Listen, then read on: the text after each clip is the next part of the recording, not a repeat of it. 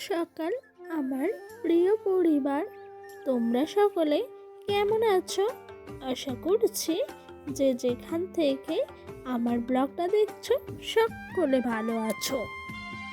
তোমাদের আশীর্বাদ ও ভালোবাসা নিয়ে আজকের ব্লগটা শুরু করলাম। এখন বাজে ঘড়ির কাঁটায় ঠিক সকাল 7টা। তো ঘুমের থেকে উঠেছে অনেকক্ষণ, সংসারের কাজকর্মে হাত দেওয়া হয়নি। তো তারপর জানো তো, ঘরে থাকে প্রথমে বাসনগুলো যে রাতের থাকে না, সেগুলোকে বাইরে বার করে দিলাম। তারপর চলে এলাম এদিকে উঠানটা ভালো করে একটু ঝাঁট দিয়ে দিতে।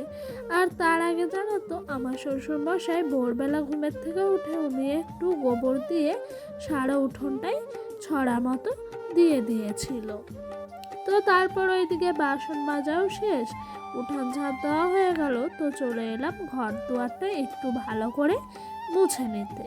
তারপরে যাচ্ছিলাম যেন কুয়ার পাড়ে একেবারে জামা কাপড়গুলো ধুতে। তো বন্ধুরা, এই দেখো আজকে কিন্তু শীতটা খুব পড়েছে, তাই একটু বেলা করেই উঠেছি। আর এই যে কম্বলটা দেখেছো না, এটার থেকে কিন্তু ডোডো রাতের বেলায় টয়লেট করে ভিজিয়ে দিয়েছিল, তাই একটু সার্ফের জল দিয়ে কেচে ভালো করে ধুয়ে নিচ্ছিলাম। তো বন্ধুরা, আমার গ্রামের পরিবেশ তোমাদের কেমন লাগে অবশ্যই কিন্তু কমেন্ট করে জানিও।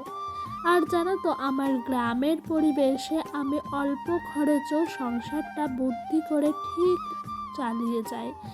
আর যেন অভাবের সংসারে না, এভাবেই বুদ্ধি করে না চালালে কখনো সংসারটা না চলবেই না। তো বন্ধুরা, এই দেখো কাচাকুচি হয়ে গেছে।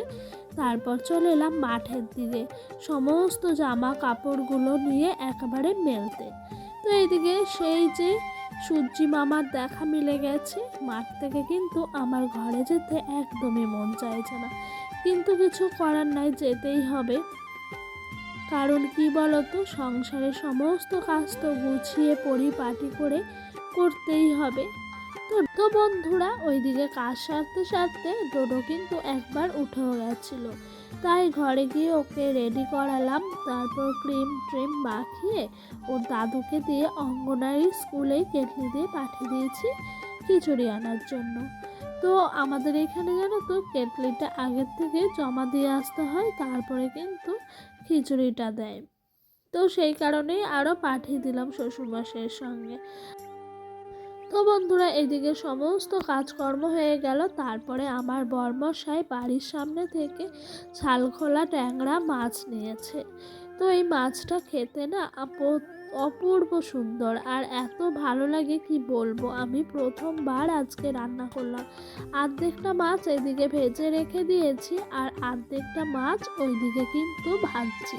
আর দেখেছো কেমন পাটকাঠির জ্বালন বলে কেমন দেখেছো বন্ধুরা ছাই উঠছে, আর এই ছায়ে কিন্তু মাথা পুরো ভর্তি হয়ে গেছে। তো এই পাটকাঠিগুলো ছিল বাড়িতেই, মানে ফেলে দেবে বলে ডোডোর পাপা বলেছিল। তো আমি সেগুলোকে নিয়েই কিন্তু বুদ্ধি করে জ্বালানির কাজে লাগাচ্ছি। আর জানো তো, গ্যাসটা যতটা বাঁচা যায় ততটাই কিন্তু সঞ্চয় করা যাবে। তো এই যে ছালখোলা ট্যাংরা মাছ নিয়েছে সেটাই একটু করছি। তো এদিকে পেঁয়াজটা তোমার ভালো করে ভেজে নিলাম। তারপরে আদা রসুন, তারপর তোমার জিরা সমস্তটা বেটে ভালো করে কাঁচা লঙ্কা শুকনো লঙ্কা একসাথে পেস্ট করে নিয়েছি।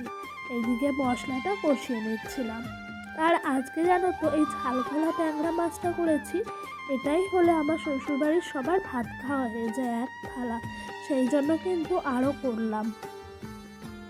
তো ওই দিক দিয়ে বেশি কিছু রান্না করিনি জানো, করেছি আজকে তোমার মূলোর শাক ভাজা।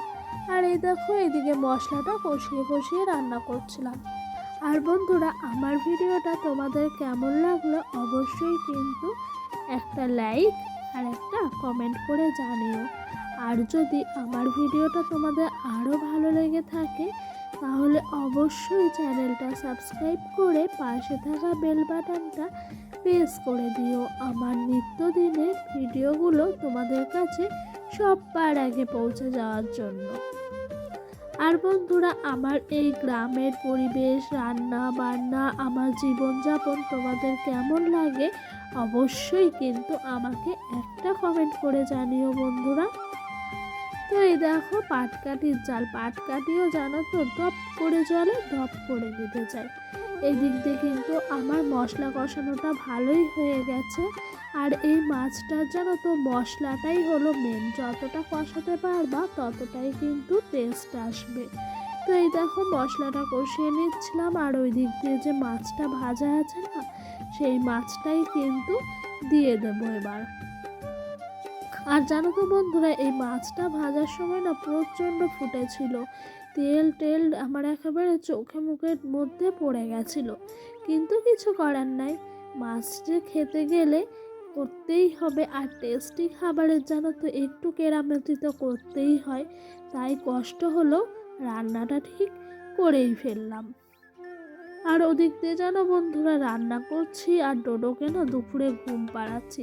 কি করব, ওরও শরীরটা খারাপ, কিচ্ছু করার নাই গো। আমাদের মতো গৃহবধূদের সংসারটাকে এভাবেই চালাতে হবে, যত কষ্টই হোক। কাঠের উনানেই আসি রান্নাটা সারতে, গ্যাসের দিকে আর যায় না। কারণ কি, একটাই ভাবি, গ্যাসটা যত সঞ্চয় করতে পারবো ততই কিন্তু আমার লাভ।